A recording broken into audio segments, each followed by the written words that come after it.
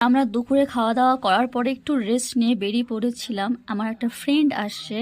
বন্ধুরা, তোমরা জানো আমি বাড়িতে এসেছি, তাই শুনে আমার একটি ফ্রেন্ড কলেজের পুরানো, সে আমার বাড়িতে আমার সাথে দেখা করতে আসে, তাকেই আনতে যাচ্ছি আমরা।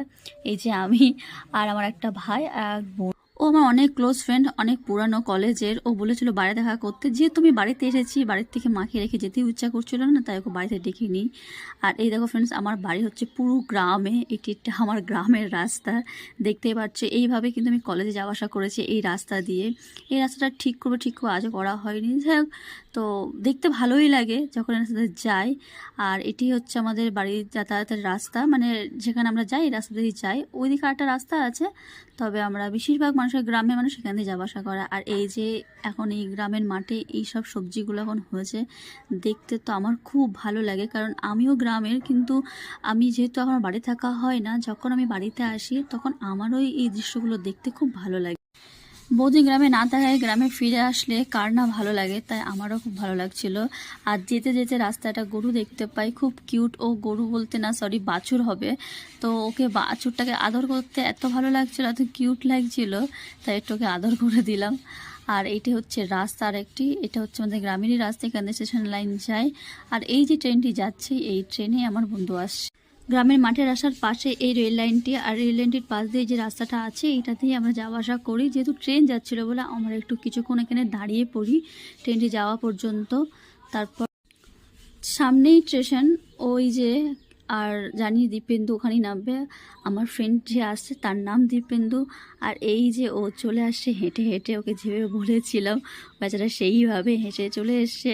আর ফাইনালি ওর সাথে আমার মিট হয়ে গেছে। মিট হবার পরে ফার্স্ট আবদার ছিল এখন বাড়ি যাব না, তোদের গ্রামটাকে ঘুরে দেখবো। তাই আমি ওর কথা রাখতে ওকে আমাদের মাঠ দেখাতে নিয়ে চলে যায়। সেই সুযোগ একটু আমারও দেখা হয়ে যাবে, কারণ আমিও তো অনেকদিন দেখিনি, তাই আমারও খুব ভালো লাগবে। তিনজন আমরা বেরিয়ে পড়ি একসাথে দেখতে। চলো ফ্রেন্ডস, আমার সাথে তোমরাও দেখে নাও আমার গ্রাম মাঠগুলো।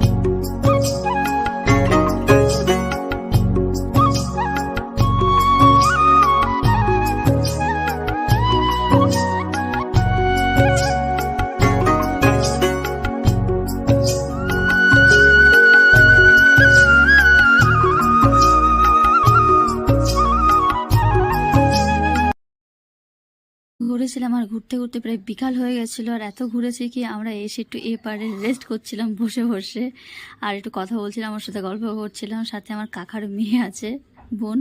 তারপর আমরা চলে যাই আমাদের বাড়ির দিকে। আর এটি হচ্ছে আমার ছোট বৌদি, দেখা হয়ে গেছিলো রাস্তাতে। সেম রাস্তাতে আবার আমরা ঘরে ব্যাক করি ওকে নিয়ে, এতক্ষণ পরে সন্ধ্যা হয়ে গেছিলো বলে। বাড়ির দিকে যেতে যেতে দীপেন্দু আমাকে বলতে লাগে যে ওর কেমন লাগলো না লাগলো, আর এমন রাস্তাতে ওর প্রথম অভিজ্ঞতা। তারপর ওর সাথে অনেক দিন পর দেখা হয়েছে, সত্যি আমারও খুব ভালো লাগছে, ওরও খুব ভালো লাগছে, কারণ আমরা সেই কলেজের পর থেকে আর সেবে তো যোগাযোগ নেই, শুধু ফোনটুকু ছাড়া। তো রাস্তায় গল্প করতে করতে ফাইনালি আমার বাড়িতেও পৌঁছে যায়। তারপর ওর খুব জল চেষ্টা পেয়ে গেছিলো, তাই এক গ্লাস জল খাইয়েছিলাম। জল খাওয়ার পর ও আর আমি কিছুক্ষণ গল্প করি। তারপর আমার ছোট বৌদি একটু ওর জন্য চা আর মুড়ি নিয়ে আসে, আর ও সেটি খায়। আর আমি আর ও মিলে ঘরের মধ্যে একটু গল্প করছিলাম। আর আমার সাথে ছিল আমার ছোটদার ছেলে, এও ছোট। এই বোতলটা নিয়ে ও খুলতে পারছিল না, বেচারা কি করে বুঝতে পারছিল না, তাই আমি ওকে খুলে দিই। তারপর দীপেন্দু আর আমি ফের আবার কিছু আমার গল্প করার পর ওর জন্য এগ চাউমিন নিয়েছিল। আমার এটি বড় বৌদি ওর জন্য স্পেশালি বানিয়েছিল, কারণ সন্ধ্যার পর ওর খিদে পেয়ে গেছিলো, সেই জন্য ওর জন্য বানানো হয়েছিল।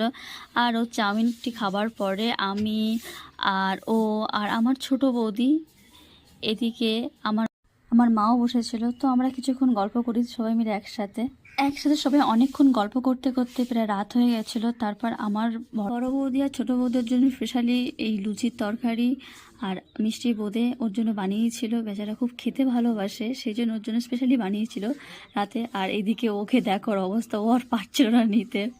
রীতিমতো হাত জোর করে বলছে আর ব্যাস আর আমি পাচ্ছি না। তবে ওর কথা কে শুনবে, এদিকে তো আমার বন্ধুদের ওর জন্য বানিয়ে ফেলেছিল। যাক, ও রাতের খাবারটি খেয়ে তারপর আমার মা বাবাকে সবাইকে প্রণাম জানিয়ে ও ব্যাস চলে যাচ্ছে।